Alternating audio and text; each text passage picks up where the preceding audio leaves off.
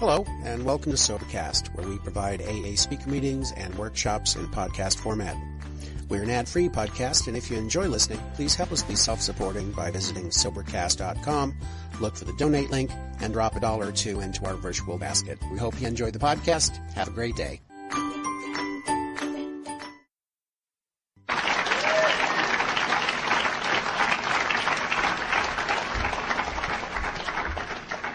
Can y'all see me?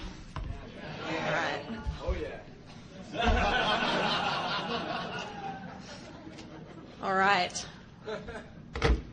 My name's Casey, recovered alcoholic. Hi, Casey. And I never thought that, oh yeah, here we go. Lots.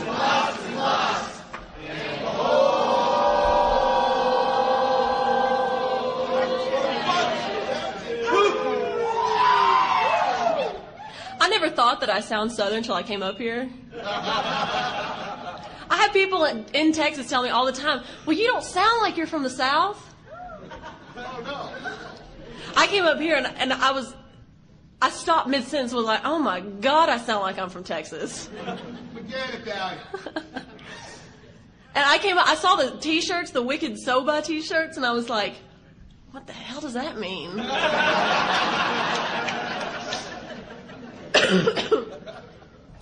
Down south, we just say fucking sober.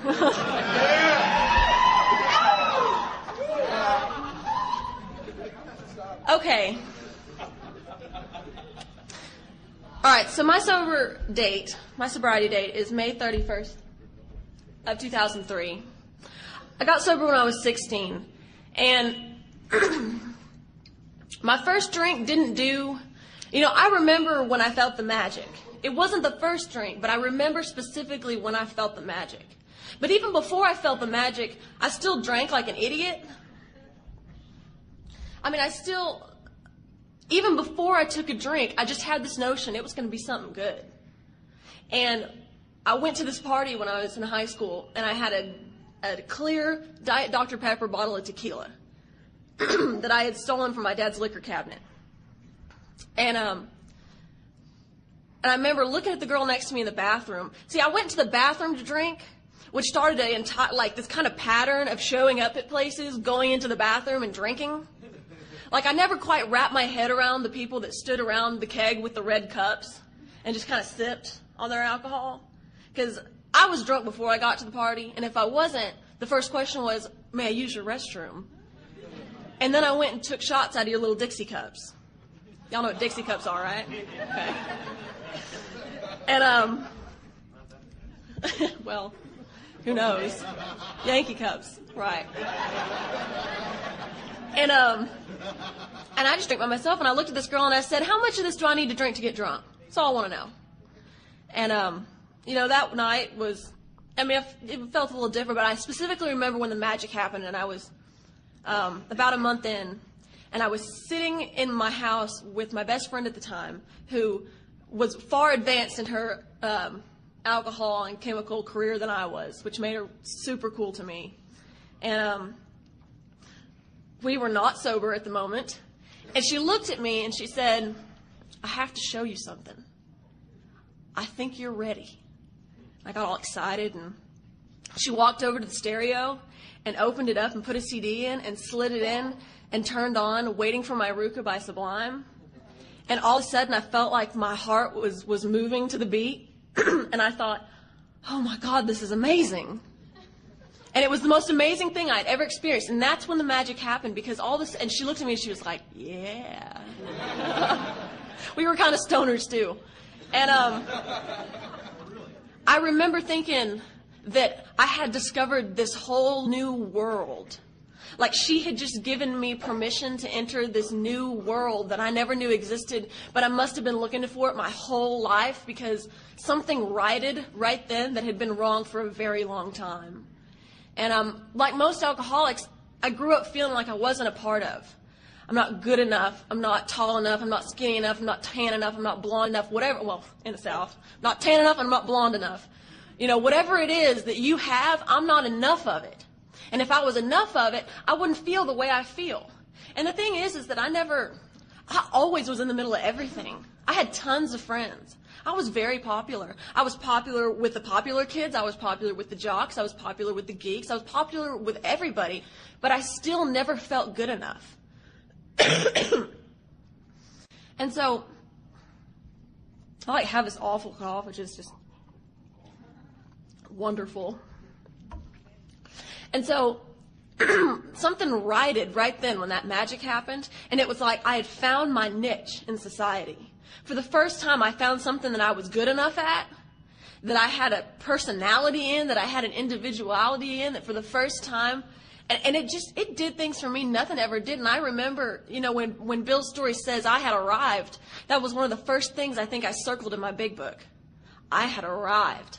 Because I specifically remember, I think this only happened in my mind, but I specifically remember showing up to a party and opening the door and walking in, and I specifically remember everybody in that party turning their head, looking at me and going, "KC's here."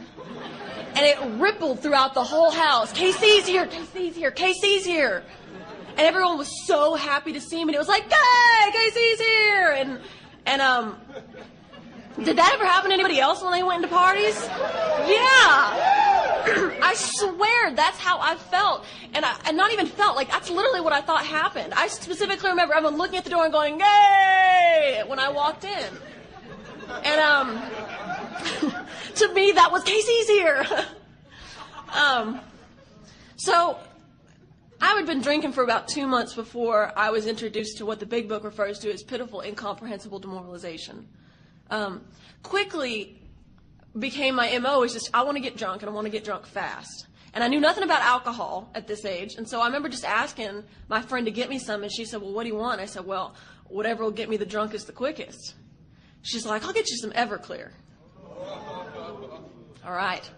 So I get myself this bottle of Everclear, and it's New Year's Eve, and I go to the bathroom and I start taking straight shots of Everclear and feel like I'm drinking rubbing alcohol. And when I'm good and liquored up, I come out of the bathroom, and I just commenced to make a complete and utter fool of myself. And this happened every time I drank. I mean, I never had like the moment when I started being an idiot. I was an idiot every time I drank.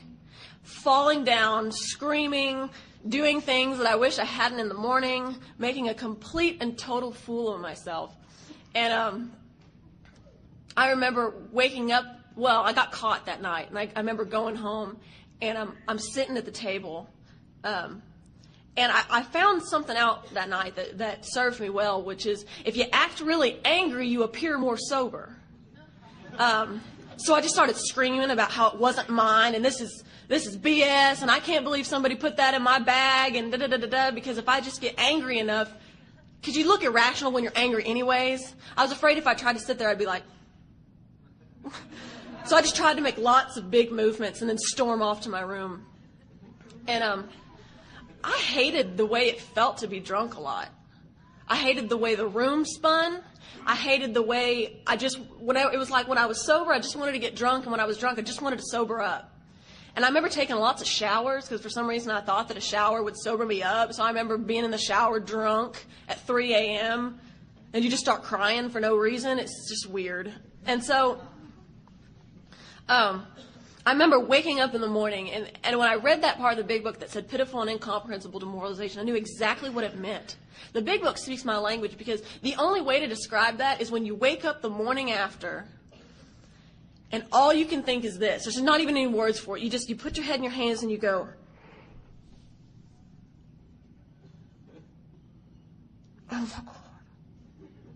and there's no words for it. You put your head in your hands and you think,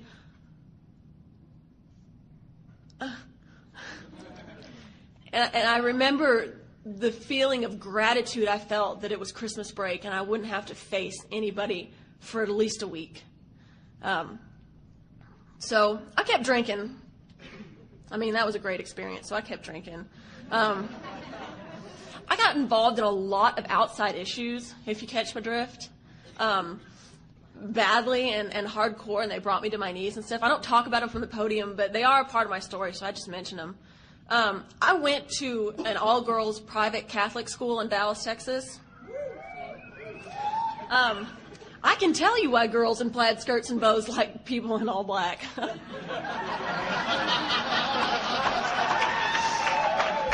Yeah. So this school, and I just became angry. Like, I just became so angry at everything. I hated everything.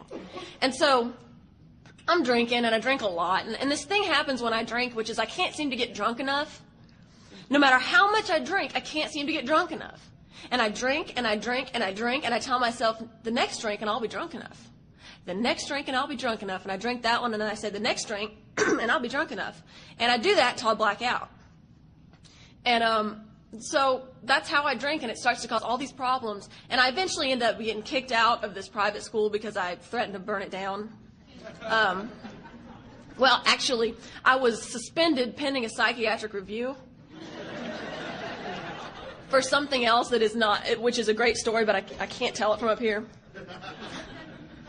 And I was so mad about that I walked back to religion class and wrote, "I hope Ursuline burns to the ground" up on the blackboard. And apparently that's a threat these days. So they called me on my suspension and said, "You can just not come back. That'd be great." So I had been to Catholic school all my life, and I thought I was a badass, personally. I suspected I was brilliant, and I suspected that I was probably a badass. And so I went to public school. And I don't know how public school is up here, but there's a little thing we call DISD in Dallas. It's probably the worst school system you've ever seen in your life. And I remember walking in there and having the most complete culture shock of my life. And it was like putting jet packs on the back of the progression of my disease, because all of a sudden I realized, hey, nobody notices when you're not in school here. And so things progressively get worse to this point where I start skipping school to go get hammered. And it, you know, if you skip too much school, you're truant. And if you're truant, your parents find out, and then the shit hits the fan. And I just couldn't have that happen, because if it hit the fan, they were going to stop my drinking, and I couldn't let that happen. So I'm freaking out every day about, I'm balancing, like I can't do my homework, but I have balanced how many absences I have, how many fake notes from the doctor I can steal, and exactly how many absences I have left. So I'm doing that, and I would wake up every day and say, okay, I have to go to school today. I have to go to all my classes today, because if I don't, I'm going to be truant. My mom's going to find out. She's going to send me away. It's not going to be good. I have to go to all my classes today. And I couldn't make it. I could not make it through 8 hours of school without leaving. And I didn't have a car because I was too drunk to ever get a license. So I had a friend that had a car. And I would say every day, I'm not going to leave school today. And I would plan out trips. And see, I thought I was nuts, because I didn't realize that anything to do with drinking. I just thought that for some reason I couldn't control my physical behavior. I was like, I don't know why I can't stay in school. So I would plan. I knew the way she took from class to class, and I would purposefully take a different route, because I knew if I ran into her, if I saw her, if the thought even entered my mind that I should leave school and get hammered right now, I was going, whether I wanted to or not. And so I would see her, and I would be like, oh, man. So we'd walk together, and I'd say, you know, we really got to stop skipping school. And she'd say, yeah, I know, we really got to stop skipping school. And I'd be like, I'm going to get in trouble. Yeah, I'm going to get in trouble. And this conversation would continue as we hit the crash bar to go outside and get in the car. Because it was just that nuts. And I had the same problem with sneaking out of my house at night. I couldn't figure out why I couldn't stay in my house. Because the moment, and I was such a MacGyver, man. I didn't want the phone to ring, so I would go back to the computer room and mess with the wires in the back of the computer and plug a phone line that I had hidden in the part of the house in the back of the internet line. And then I would hold a pillow over it, so when it would ring, I could answer it. And people would be like, let's go out tonight. And then the same conversation, I can't really go. Okay. And for a while, I just walked out the front door, then I walked out the back door, and then I started using the windows and whatnot. And every night I would say, I can't do this again tonight. I can't do this. And every night I would. And so came time when I got caught one night. Well, I went out and I got caught. And then I had all these consequences. And I was always a fan at 16 of thinking that the consequences were the reason I was so miserable, right? If I could just quit sneaking out and quit getting caught, I wouldn't be so miserable. If they would just get off my back, I wouldn't be so miserable. So I come home, and I'm caught, or whatever. So I'm like, okay, now I really can't sneak out. And they asked me, how are you getting out of the house? I mean, how are you getting out of the house? And like a good alcoholic, I lie. And here's the thing. Looking back, this is how I knew when it came time that I realized I'd lost control. Because at this point, I'm like, the way I get out of my house is I crawl out the window, I walk down the street, a friend picks me up, we go get hammered. Now, when I'm asked how this is happening and what's going on, I say, well, I walk out the back door, I walk down the alley, just kind of walk around the neighborhood for a while. I mean, that's my story, right? So we probably get an alarm system on our house to keep me in,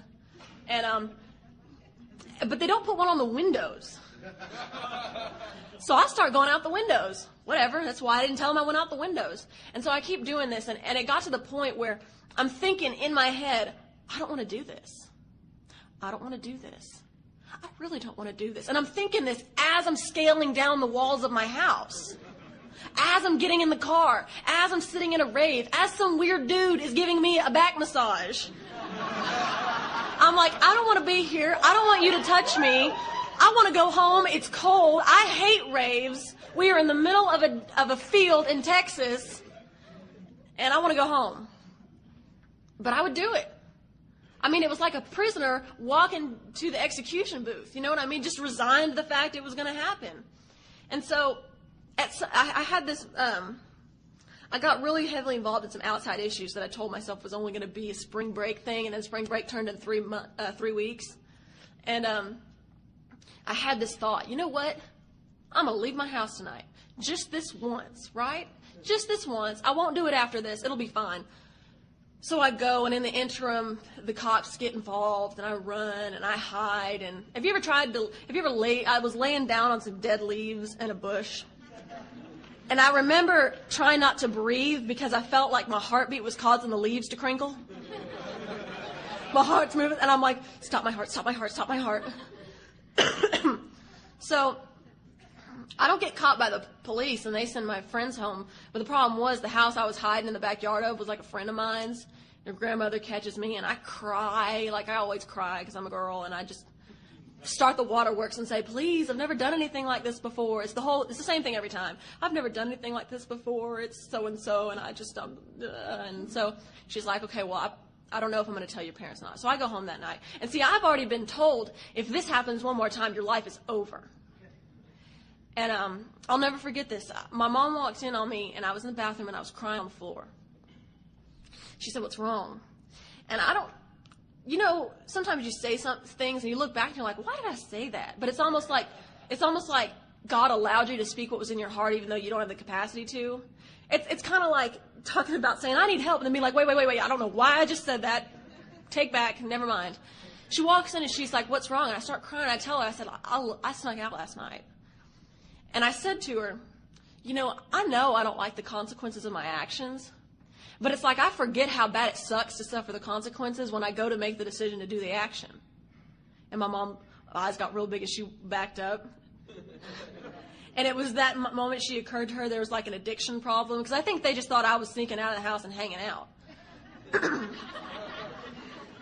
And I'll never forget, this was the turning point, because I looked at her and I said, I think we need to put an alarm on the windows.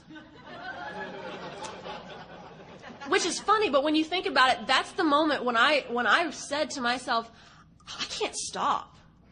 I can't stop doing what I'm doing. And I keep telling myself I have control over it and I can stop when I want. And, I'll curb it before it gets me in real bad trouble. And I flat out told her, I was like, I'm not going to be able to stay inside the house. You're going to have to put locks on the windows. And so they do that. And everything's fine until I get drug tested. And then everything is not fine. And that's when I go into my first rehab. And it was a 7-day detox program. And I was nuts. Oh, my goodness, I was crazy. I remember sitting in here and I remember specifically, you know how they do body checks, like when you go into a psych ward. They have to look at like every inch of your body or whatever, looking for scars and stuff. And so I remember standing there and having this moment, and it's like you're just standing there. There's nothing but, I used to wear like all this hemp jewelry. And so I'm standing there, and this woman's looking at me, and I've never felt so humiliated in my life. And she's looking at the bruises on my body, and she's looking at how I don't have enough weight on me, and she's looking at the scars on my wrists, and she's looking at me. Because I had recently lopped all my hair off in a moment of thinking that I was going to shed some emotional baggage by cutting my hair. Or no, that wasn't until later, but I did do that. And I remember just having this moment, and I just started crying. And so I go in this place, and like at one point we were only allowed to use pencils, like these big charcoal pencils. And this one girl was complaining about how like she can't turn in her homework if she doesn't do it in pen. She can't. And the big old nurse is like, well, honey, you can't have a pen. And I don't know why, but I just snapped. And I looked at this nurse and I was like, that's not how you treat sick people. And I just started screaming and crying and freaking out. And they were like, go to the bathroom and clean yourself up. So I went to the bathroom and I just could not, something snapped and I could not stop crying. And so then they sent me to the quiet room. And I went and laid on that little like cot, the one room with the window and the camera, and I just cried and shook. And so I get out of there, and I remember having this moment. I forget if it was after this or before this. See, I didn't believe in God. I went to Catholic school for 11 years and then got kicked out. So I had a big problem with any sort of idea of God, because the way I looked at it is, God's a goody two-shoes, and he wants to give me a bunch of arbitrary rules so I don't ever have fun. So I'm just not going to believe in God, because that's stupid. And that's stupid. And I remember having this night when something happened, and I was laying on my floor, and I had another one of those breaks. You know, you just break, start sobbing. And I was laying on my floor, and I just remember being in so much immense emotional pain. And I was crying and laying in the back corner of my office, in the fetal position. I specifically remember saying, God, I don't think you exist, but you've got to help me. And so, can't stay sober, not even for a day, not even for 8 hours to go to school. And things are just falling apart around me. My body's falling apart. Things are falling apart. And April 10th of 2003, I woke up in the morning, and it was supposed to be my first day back to school, and I get a phone call at 6 a.m., and it's my boyfriend at the time. And this was, the one, right? You always find the one when you're sick. And he says, Casey, I'm on an airplane, and I'm going to Utah, and I don't know when I'm coming back. Some men in handcuffs woke me up this morning and told me I was going away. And I lost it. My life was over at that point, because that relationship was the only thing keeping me sane at that moment. Because I'd already been informed that I had to get sober. I mean, I'd been put in rehab. I'm out. I have to go to 90 meetings in 90 days. And now I don't have a boyfriend. And there were multiple times during that day I would be walking to school and I'd just fall. Like, I would just fall on the ground and start sobbing. And so I go to my first AA meeting, and I walk in, and I felt like I had walked into a scene from Fight Club, where he goes to all those, like, support meetings. It's dank. The walls are yellow. There's old men there. And I sit down, and I just started bawling. Because I had this whole plan for my life worked out. You don't understand. I thought everything was fine. As soon as I get old enough and people get off my back, it'll get better. I'll move to California. I'll open up a head shop. I'll live on the beach, and life will be great.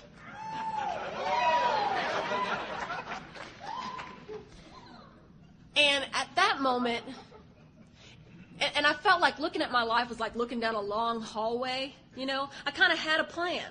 And I was okay with that plan. And that plan kept me sane. And sitting in that AA meeting, having to wrap my head around the fact of waking up and having to be sober tomorrow, I felt like all of a sudden that hallway became a brick wall 3 inches from my face. And that's the only way I know how to describe it. Because I remember thinking, you don't understand that I can't do this. And that's all I could say. I couldn't explain anything else that I felt inside of me except, no, you don't understand that I can't do this. I can't wrap my head around this. I can't do this. And that's a hard place to be. Does anyone know what I'm talking about? That just, no, you don't understand that I can't do this. But at the same time, you have to do this. And this guy pulled me out. This guy that I went to school with pulled me out, and he took me out in the hallway because I was crying, and he said, he just kind of looked at me, and I go, what am I supposed to do when I'm sober? He looked at me, bless his heart, and said, I mean, it's kind of boring. We played video games, and I just like I just lost it. So I got sober, and I had a new plan. I'm going to stay sober till I get out of college. I'm a sophomore at this time. And then I can do whatever I want. Fine. I'll stay sober for the next 2.5 years, and I'll do whatever I want. Lasted a month. And see, what happened was, when I was in treatment, I honestly didn't think that my drinking had anything to do with how much my life sucked. And when I was in treatment, they cleared my head enough for me to be able to piece together some things. And I pieced together, I can't stay in my house at night. And then well, what do you do when you go out? You get hammered? And I was like, oh. So maybe it's not that I can't not sneak out. Maybe it's I can't not get hammered. Same thing with leaving school, and same thing with, wow, every time my friends pick me up and we don't get hammered, I get pissed. Because that's just what happened. I mean, I just assumed that's what we were going to do. And so I made some connections, and I thought, okay, well, here's what I'm going to do. Since I don't want my life to suck, and I've made a logical flow chart of when I do this happens, and I don't like it, and so I'm not going to do this. And I'm like, all right, you know what? I'm not going to drink. I'm not going to lie. I'm not going to sneak out. I'm not going to skip school, and I'm not going to lie about where I am. Good plan. Because then, if I stop doing those things, I won't have consequences, and life will get better, right? I mean, that makes perfect logical sense. So, I do that. And the thing is that I thought when you get sober, things were supposed to get better. Things got worse. A lot worse. I've never been so miserable in my entire life as going to a meeting every day and wanting to do nothing but drink. And I have no clue what any of these people are saying has anything to do with me. And they told me get a sponsor, and I just kind of was like, all right. And I remember I was sitting with these two ladies, and I was like, hey, will one of y'all be my sponsor? And they go, oh, well, let us give you our number. So I never called them because I never cared anyways. And I was just miserable. That was the most miserable month of my life, is that month at 16 when I was sober. And so I thought, well, screw this. If this is sobriety, I'm getting drunk. And so I lasted a month. And then I had a really good reason, though. I had a really good reason for breaking my month of sobriety, and it was my best friend's birthday. And you just needed to celebrate on your best friend's birthday. And so we got a bottle of wine, and I went to this hotel room, and I had every intention of going home on time and not lying about where I was. And I started to drink, and it's like all the other resolutions just go out the window. Because before I know it, that feeling starts to hit me, and all I can think is, this is good. I need to amplify this by about 1,000. And so I'm drinking, and all of a sudden, time comes and goes when I'm supposed to leave. And my ride's like, you ready to go? And I'm like, see ya. I will find a ride home. So they leave. And I call my mom, and I'm sitting on the phone with her, and it's raining real hard. And I'm like, listen, Mom, I'm on my way home, but there's this huge storm, and I really want to be safe. And she's like, where are you? And I'm like, I'm pulled over at a Applebee's. I look across the street, and we'll come home as soon as it lets up. Well, okay, honey, you just be careful. And I remember sitting on the phone looking out at this storm, and I had this thought, and it was a casual thought. And the thought was, didn't I say I wasn't going to do this anymore? Didn't I say I was done with this? And I remember just being amazed for a moment at the fact that here I was again so quickly that there was no premeditation, there was no thought, it just happened. And I thought, that's funny. It didn't really mean much to me at the time. It was just a thought that I had. So I proceeded to get drunk. And then I just started to get real drunk all the time. And then 2 months after that, so I got drunk for a month, and then I got sent to my second rehab. Here's the thing about my second rehab. I knew that if I got caught again, I was going to like residential long term, right? Anybody's parents ever threaten that? I'm sending you away if you get caught again. So I do it again anyways, and I get caught. And I remember my parents are divorced, and you know you're in deep when you walk into your living room and both your parents are standing there. I walk in and I'm like, back away slowly. And my mom's crying. She's like, you're going to Morning Star, which is like the name of this podunk little trailer in Oklahoma where they sent me. And my mom lied and said I'd be there 30 days. I was there 18 and a half months. Yeah. And I learned a lot of things here. And here's the thing. I learned a lot of stuff in treatment. I learned a lot of stuff about my inner child and my ego states, and we had AA. Well, we had a lot of discussion meetings where we just kind of talked about what treatment we were working on, and I mean, I could seriously fill 3 hours talking about 18 months in treatment, but I kind of feel like Dr. Bob, where he has that one sentence where he's like, I will not relate to you all of my asylum experiences. So I was in rehab for 18 and a half months. We'll leave it at that. I went in hating my life, and you know that feeling. I woke up every morning, and as my lids parted, reality just rushed in, and I had this sinking feeling, oh my God, this isn't a dream. And I had this like 0.1 thousandth of a second every morning of pure bliss before reality rushed in and just ruined it all. And so, needless to say, I start making consequence lists, and I start doing treatment, and I start going through packet steps, which is the steps with packets. And I can't figure out why at 14 months I want to drink. I've done so many step 1 packets. If you showed me one, I've probably done it. And I cannot not want to drink. And I can't figure out why. And I start to get worried at 14 and a half months. I haven't had a drink in 14 months, and I'm thinking, crap. If I don't figure out, because at this point, I kind of want to be sober. You know, like I've seen that I can't keep doing what I'm doing if I ever want to be happy, right? I may be 16, but I'm not going nowhere, and I'm going nowhere fast. And I never woke up and said, I'd like to be a 40-year-old crackhead one day. But I finally made the connection that I was going to be one whether I wanted to or not, because I was under the delusion one day I was going to wake up and just not want to drink anymore. And I was just waiting around for that day.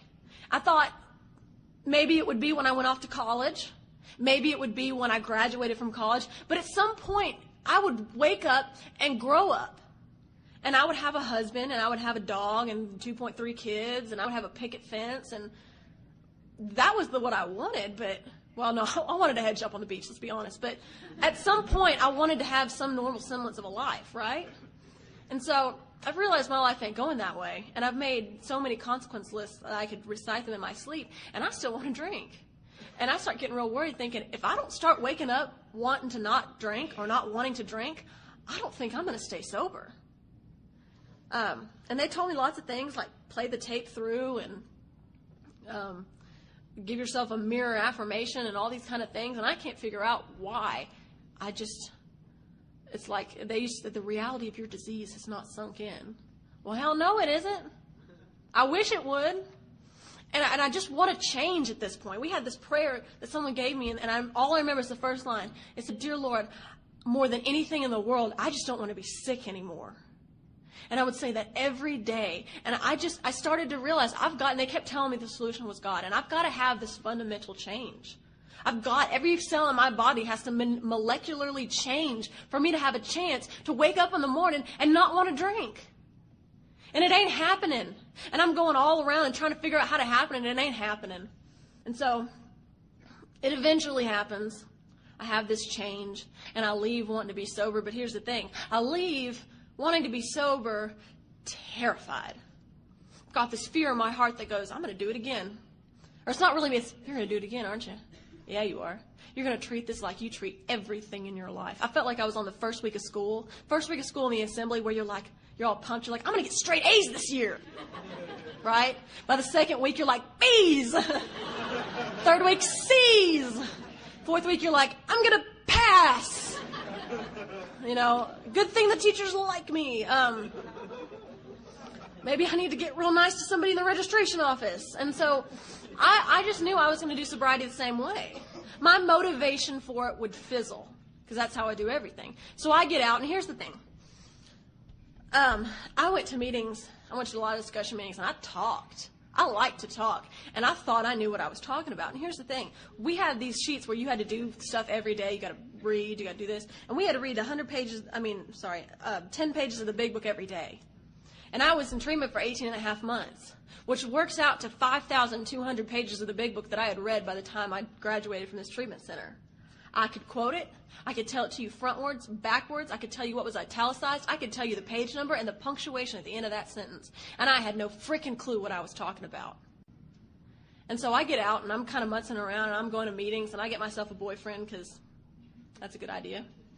And I get a sponsor, and we do a step 1 packet, and a month later we do a step 2 packet. And at the same time, I had a friend that followed a guy over to this meeting called Primary Purpose. Yeah. And I hated him. Hated him. Because they said stuff like, there's one way to work the program. And they would do big book studies, and they would go through the big book line by line, and they would go through how to do a 10-step, and I'd be like, you'd think to yourself, I don't really do that. But I would tell people I've done the steps, I work the program. And, I don't really do that. And the thing is that I remember sitting in a counselor's office crying when I was out and saying, I don't think I'll ever get the peace I had when I was in treatment. Because I don't know about you, but I was happy in treatment for a long time. I do well in institutions. And the thing is that they gave me all these tools to deal with the things that drove me nuts. The problem is, when I got out in the real world, those tools are stupid. Like, if I was afraid that people were judging me in treatment, I could raise my hand at any point in the day and go, are y'all judging me? And all 15 smiling faces would go, no, Casey, we're not judging you. Awesome. If I had an overflow of fear, or emotional whatever, no matter where I was, I could stop and say, I need to share. And I would share. And I would get it out, and I would feel some relief. If I was angry, everything. I had a tool for everything. But the thing is, you can't exactly stop in the middle of your senior year in school and go, are y'all judging me? So instead, the thought stays in my head and rattles around and makes me sick. Because I don't know what to do with it. And I'm convinced everything is about me in a bad way. Sometimes in a good way. And so I start going to Primary Purpose, and I don't like anything they say. And I think things like, well, you know what? My program works just fine for me. And there are as many ways to work the program as there are people in it. All these real cool things I've heard. And I think, you know what? You have no right to tell me how to work my program. My program works fine. And then I go home and cry. Because my program doesn't work fine. Because my life is starting to suck again. And I'm starting to lose the motivation. And I was under the impression that you went to meetings to hear somebody say something inspirational that would motivate you and inspire you to not do something stupid until you went to the next meeting. And then hopefully some old fart would say something inspirational in that meeting and you could hang on to the next one. And so, I don't know why, I kept coming back to Primary Purpose. It's like I would leave every night pissed, and I would come back for the next meeting. And the more I went to Primary Purpose, the more I sat in my other meetings and went, these people are sick. People talking about their bosses and their cats peeing on their carpet and their mother-in-law coming in for the holidays. So at some point, I fire the sponsor I have, and I get a new sponsor. And she sits me down, and she says, we're going to go through the steps. I'm like, all right, cool. She tells me to, I go and I ask her to be my sponsor. She's like, yeah, read from the preface to page 44 and call me when you're done. And for some reason, when I came out of treatment, I was like, you know how you have ranks in treatment? So I still had all this ego from treatment, like, I'm a phase 3 senior client. I will have this reading done tomorrow. And so I get it done, and I call her the next day. And she's like, awesome. Come in. We'll talk. So she starts talking with me. If you have a big book and it's with you, let's go to the doctor's opinion. Because she starts talking to me about what step 1 means. Yeah, I'm a quoter. Somebody asked me that last night. I was like, I'm a big book thumper. They were like, are you a quoter? I'm like, yeah, I am. All right. So she says, well, let me explain to you what step 1 is. And the thing is, I think I know what step 1 is because I've done 900 packets about it. I've answered 44 questions. I've done a SASSY test, and it says I'm an alcohol dependent. SASSY test, y'all ever did those? They're what they give you to psych wards. They're like 44 questions, and then they come back and they're like, well, according to your score. So she says, you're powerless over alcohol because you have physical allergy to alcohol, and so do I. She says, doctor's opinion says we believe and so suggested a few years ago that the action of alcohol on these chronic alcoholics is a manifestation of an allergy, that the phenomenon of craving is limited to this class and never occurs in the average temperate drinker. And she said, you know, I drink the way I drink because I'm an allergy. I've got an abnormal reaction to alcohol. And she even got scientific on me. She was like, my liver and my pancreas doesn't secrete the necessary enzymes to metabolize alcohol like a normal person. And I had always thought that thing, allergy to alcohol, was just like a cute metaphor they gave you in treatment. So that if you're ever sitting in a bar and someone asks you if you want to drink and you say no and they say, why? You can go, I'm allergic. And apparently I really am. And here's the thing. She says that to me, and immediately I know she's telling me the truth, and immediately I know that I have that. Because I look back on all the experience I have about how I can't get drunk enough, about how I take a drink, and I need another one right now. And I need it strong, and I need to make it myself. And when I'm too drunk to make my own drinks, I'm telling other people, just make me one more drink and I'll be fine. Just make me one more drink and I'll be fine. And I don't really, and come to think of it, I don't ever recall the end of a drinking. Like, I don't ever recall putting the handle down and being like, woo, I'm good. I can think of maybe 3 times where I just took a couple drinks in my whole drinking career. But for the most part, when I sat for a sitting, I didn't stop till I blacked out, passed out, ran out, or got caught. I mean, I got creeped out when I thought about that because I was like, oh my God, I do have an allergy. I have a craving for alcohol. When I start to drink, I crave the next drink. And when I have that second drink, I crave the third drink even worse. And I knew she was telling me the truth.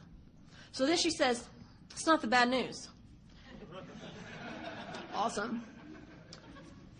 She says, open your book to page 24.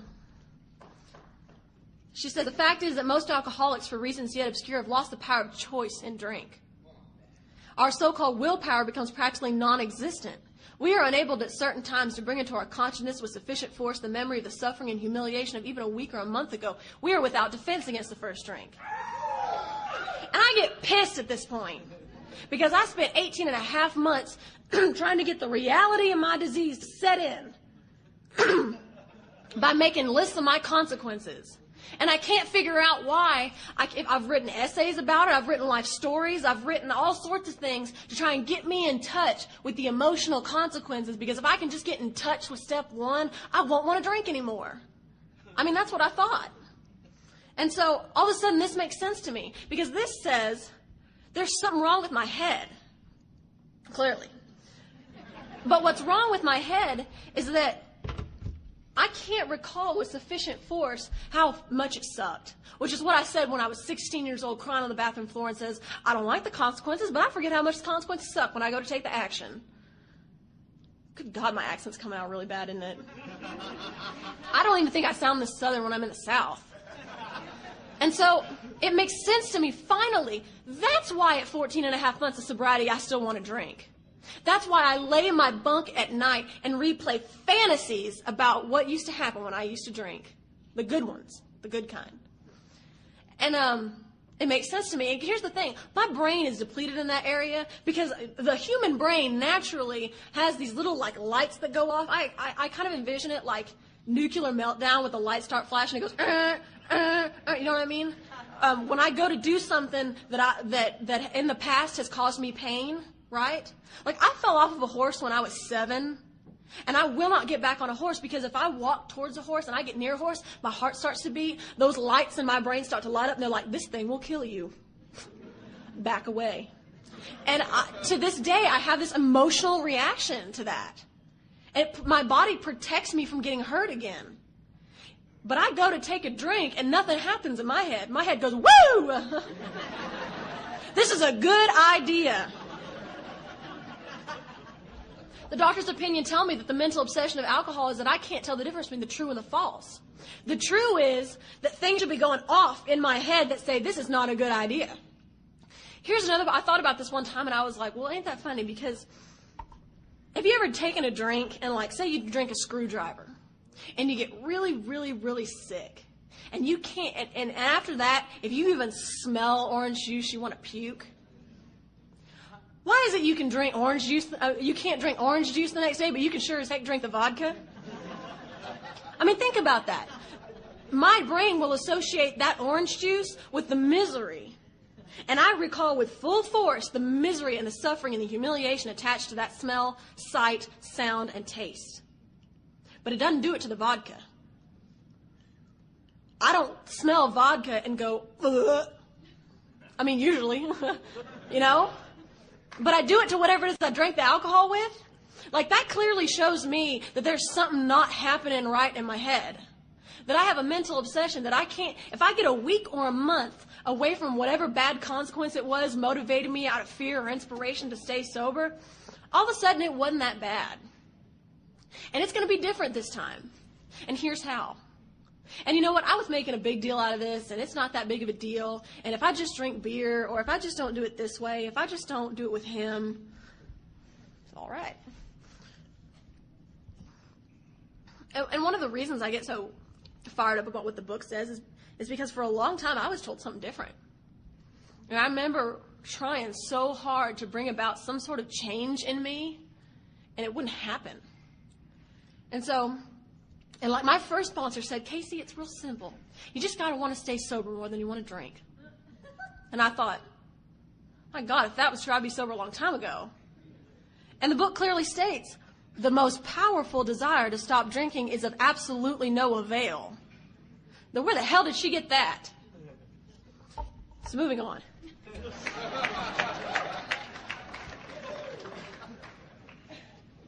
Step 2. Now, I spent a lot of time on step 2 in treatment making higher power collages and listing the characteristics of my higher power. You know how miserable it is to be in a position where you know you're going to die and you know the only solution is to believe in God and you just don't believe in Him? You feel like you're trying to will yourself to believe in Santa Claus? Because you just can't will yourself into believe in something you just don't believe in. And I remember the whole time being like, I'm willing to believe in Him, but He just ain't there. I mean, I'm sitting outside waiting for some fuzzy feeling to overcome me, and it ain't happening. Because I didn't understand that step 2 says that I came to believe that a power greater than myself could restore me to sanity. He could.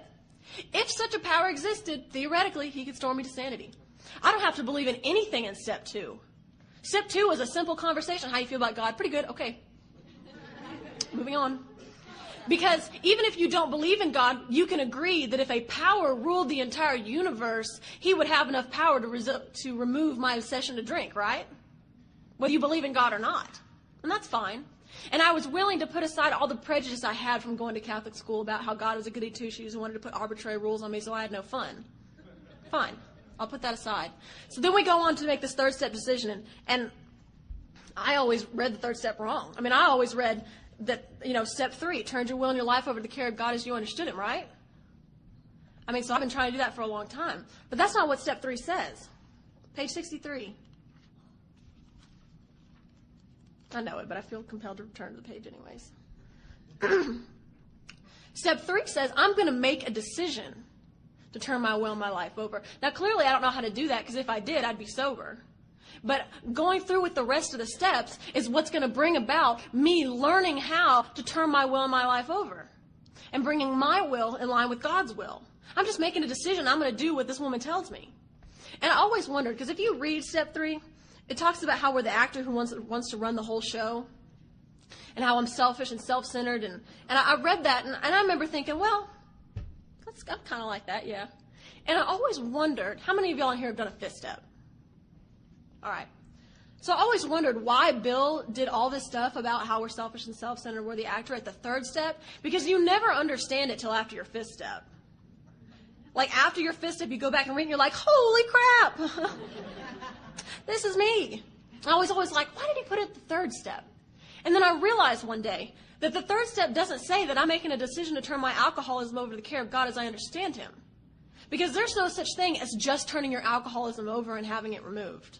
It ain't going to happen.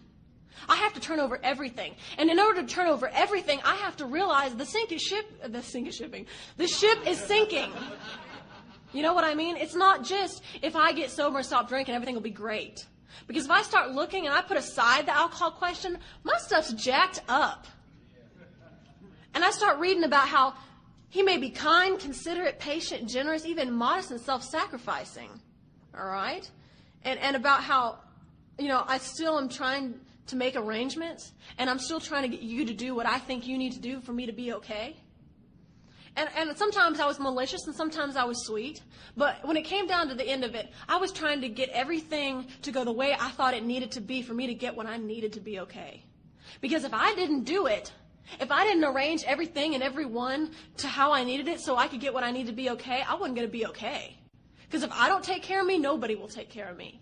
Right? And I'll just float off into the abyss. I thought that.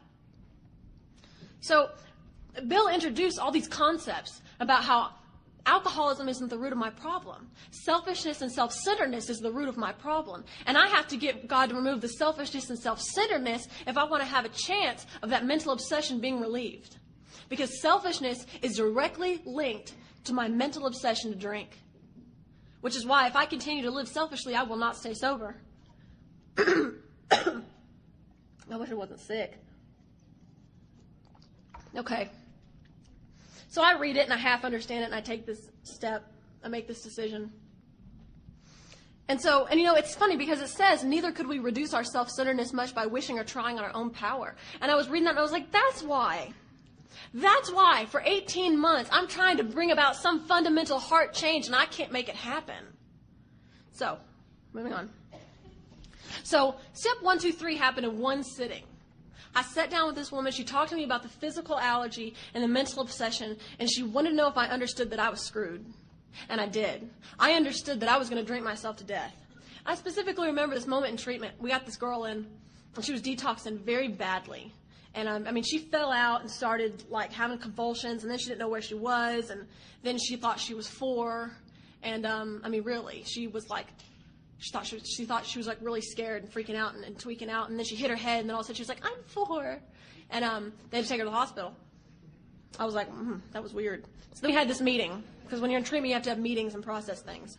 So we're going around the room in this dining room, and everybody's saying stuff like this. I just really got in touch with the reality of my drinking, watching her. The next girl goes, and she's like, I've never seen it from this side before. It's so horrific. The next girl's like, I'm just so glad to be sober. It makes me happy to be sober. And the next girl's like, I finally see. And I get to me and I'm like, I want a drink. She makes me want to take a drink.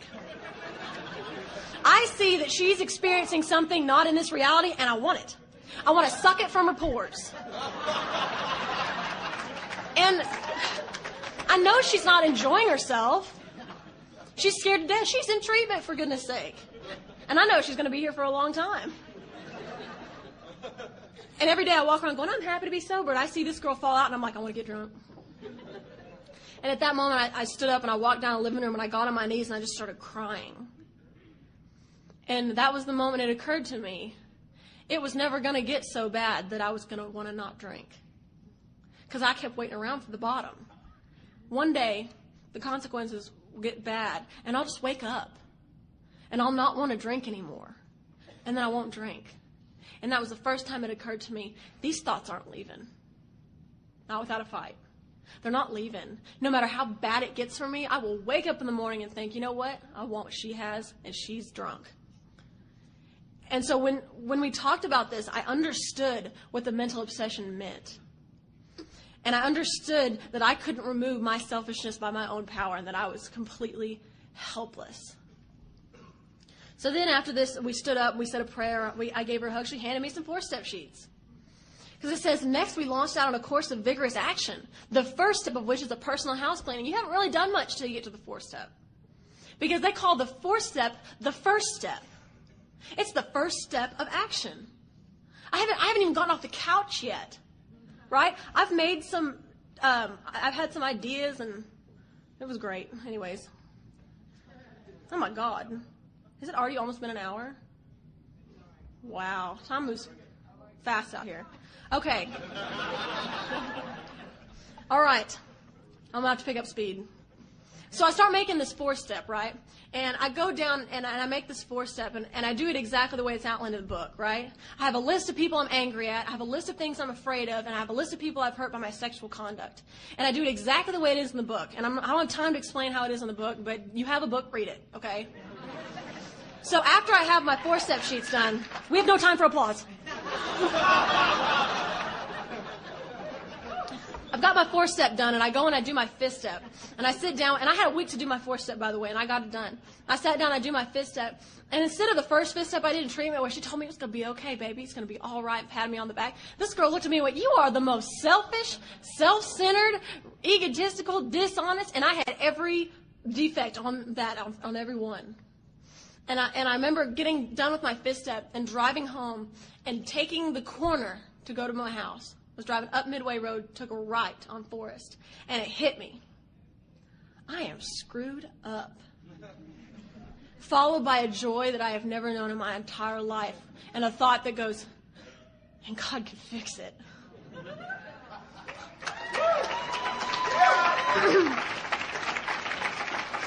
And I went back and I read the promises of the fifth step where it says that I'm going to be walking hand in hand with the spirit of the universe. And I always thought the promises in the big book were just poetry, and they're not.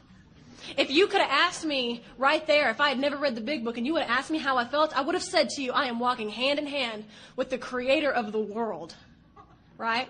So I go home and I take my hour out like the book says to, and then I get on and then I do 6 and 7. And it always cracks me up when they have discussion meetings on step 6, because I don't know what people talk about for an hour. It takes longer to read the paragraph about step 6 than it does to take step 6. Because step 6 says, are you willing to have God remove all those defects of character? And I had a pretty good fifth step, so I was like, yes. And then I got on my knees and I said the 7th step prayer. Another one we can't talk about for more than about 5 minutes, because all it is a prayer. And I said that prayer, and the prayer just reiterates what the 3rd step says, but it's like now that I've done my 5th step, I actually understand what I'm signing up to do. And I do that. And I got up off my knees, and then I took my 4th step, and I took all the names of the people on my 4th step, and I put it on a piece of loose leaf paper, and that was my 8th step amends list. And then I added all the people that weren't on there. And this is 2 settings so far. 1, 2, 3, did 4 for a week, came back, did 5, went home, did 6, 7, and 8. Came back and met with her, and we went over these amends. And she told me which ones to make. And I went out and I started making amends. But before I started making amends, she flipped over to the 10th step. And she said, here's the deal with the 10th step. When you have a resentment or fear or you're selfish or dishonest, you do what the 10th step says. And the 10th step has specific directions. So if you're wondering, do I do a 10th step? You don't. You don't. I call my sponsor every 2 weeks. Not a 10th step. Because the big book says a 10th step is, I'm walking down the street. I start thinking, here's a real life example. I'm laying in bed and I start thinking, that stupid guy. I can't believe he said he was going to call and he didn't. Ass. If he ever does call, you know what I'm going to say? And then I go on in my head about no, even better, I'm going to say, right? So I'm resentful, clearly. And what the big book says to do is number 1, I ask God to remove the resentment. Number 1, step 1 of the 10th step. I say, God, this is probably a sick man. He's got to be. He ain't calling. I'm kidding. Please save me from being angry. And then I call my sponsor. I say, listen, Vera, I sat up last night and thought about all the mean things I was going to say to this guy if he ever called, and that's a resentment. And I said my prayer to remove it, and I'm going to go be helpful now. So that's what else it says. It also says make amends if I've harmed anybody. And then the most important part of the 10th step that completely makes the 10th step obsolete if you don't do it, I go help somebody. Because if selfishness and self-centered, I don't say I need a meeting, because if selfishness and self-centered is the root of my problem, how is going to a meeting and talking about me going to help it? I mean, that doesn't make sense to me. If selfishness and thinking about me is my problem, the solution is I need to go think about others. I need to go work with a drunk. I need to go down to a wind-up joint. I need to go pick up paper off the side of the road. I need to go up to the group and pick up cigarette butts. I mean, I just need to do something to not be in me right now. Okay? So that's what a 10-step is. And I start doing that as I do the 9th step, because the big book says we do it as we clean up the past. So then she also explains the 11th step to me, which is that I wake up in the morning and I do a specific list of questions and I spend some time with God. And there's a specific list of questions you're supposed to ask yourself in 11th step on page 86. And I do that every morning. And the night before I go to bed, I do a specific set of questions every night. That is the 11th step. And then all throughout the day, if I get angry or irritated or agitated or doubtful, I'm supposed to pause and just not do anything and shut my mouth for once. So I do this 11th step. Then she introduces, I have 60 seconds to talk about the 12th step. All right, here goes. She introduced the 12th step, and the 12th step says that nothing will so much ensure immunity from drinking as intensive work with other alcoholics. His practical experience shows us that. So I don't know where in our fellowship we got, I need a meeting. And I don't know where in our fellowship we got, listen, I know the topic is step 4, but I'm having a problem. It's like, then go talk to your effing sponsor. Because, and here's the deal. Here's the deal. The most important person is that person who's sitting in the meeting, detoxing, thinking, somebody better tell me how to not take a drink today. And here's the, I was talking with somebody last night, and here's the thing that we do sometimes, is that we have these meetings, and we walk out, we go, that was a good meeting. That was fuzzy, and that was spiritual. And a lot of times, see, it's not enough for a meeting to be solution-based. That's not enough. It can't be just solution-based, because everybody has a solution. Just because it feels warm and fuzzy doesn't mean you just walked out of a solution-based meeting. It means you walked out of a warm and fuzzy meeting. And here's why. When we share our opinions in Alcoholics Anonymous, it kills people. And here's how I know. 2 examples, real quickly. One, I told my story. I was doing the steps at a group in Dallas, and there was this woman who picked up a desire chip. And I got down, and I went and talked to her when I was done. And she looked at me, and she just had that look about her, that dead in the eyes, desperate to do something look. And I said, well, what do you think? And she's like, I hate this place. And I said, well, why? She goes, this was not my home group. She goes, I'm about to lose everything. I got here at 6:30 for the meeting before. I sat through the 6:30 meeting. I had to leave and go take a shot and come back because I can't stay sober. And she's never been to AA, so it was a miracle she said this. She goes, because the topic for the 6:30 discussion meeting was finances, like how to increase your earning potential or something. And she's like, I'm sitting in this meeting and I'm thinking, I don't need to increase my earning potential. I need to get sober. And the thing is that I spent a lot of time in treatment trying to figure out how to change. And I went to people and I said, how did you change? And they said, well, I prayed for everybody in the meeting every night. So I went and did that and nothing happened. Happened for her, didn't happen for me. And then I went to the next person, well, what did you do? Well, I meditated for 30 minutes every day. So I meditated for 30 minutes, nothing happened. And the problem is, just because it happened for you doesn't mean that you should share it. Because you don't know it's going to be that way for everybody else. Now, I know for a fact that if it's in this book, it'll be that way for you. Because it was that way for 75 people who wrote it, and it's been that way for every person who has worked it exactly the way that it was written in this book. So, even though I may have, and here's the other thing that gets me. Whenever I talk about stuff like this, there's always that one person that's like, well, Casey, because if it's not in the big book, I don't think it should be in a meeting of Alcoholics Anonymous. And there's people that come up to me and they say stuff like, well, you know what, Casey, you said 90 and 90 was BS, but you know what? If I hadn't gone to 90 meetings in 90 days, I don't think I'd be sober today. And I'm like, great, God's working in your life. That's what that means. That's what that means. It doesn't mean 90-90 works. It means God is working in your life. Because if you walked into AA and for some reason, the reason a man hit on you was the reason you stayed around, that doesn't mean a man should hit on newcomers because that's how we stay around. That means God used whatever was in that room at that moment to keep you there.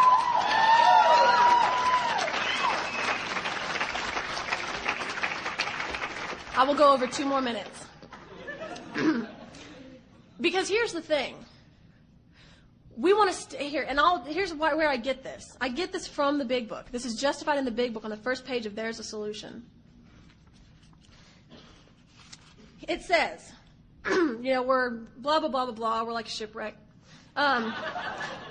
It says, the feeling of having shared in a common peril is one element in the powerful cement which binds us. But that in itself would never have held us together as we are now joined.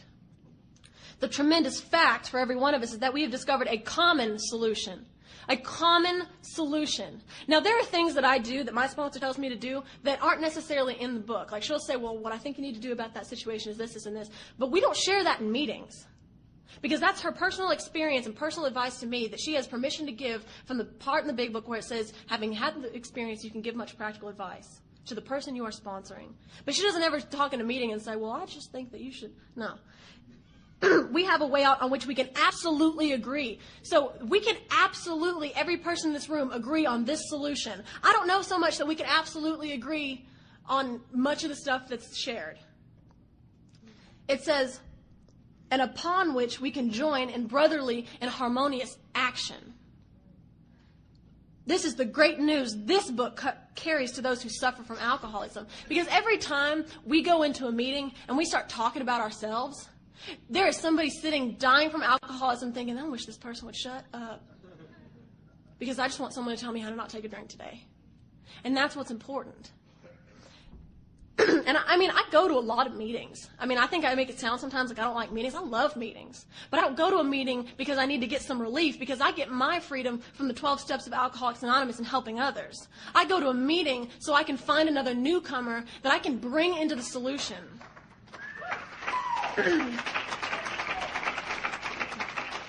Okay.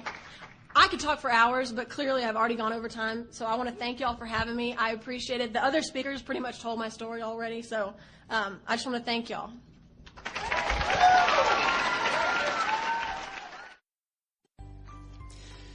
Thanks for listening. I hope you enjoyed the podcast. Sobercast is ad-free, and we'd like your help in order to keep it that way. So if you'd like to help us be self-supporting by pledging $1 or $2 a month, visit Sobercast.com and look for the donate links. Thank you very much.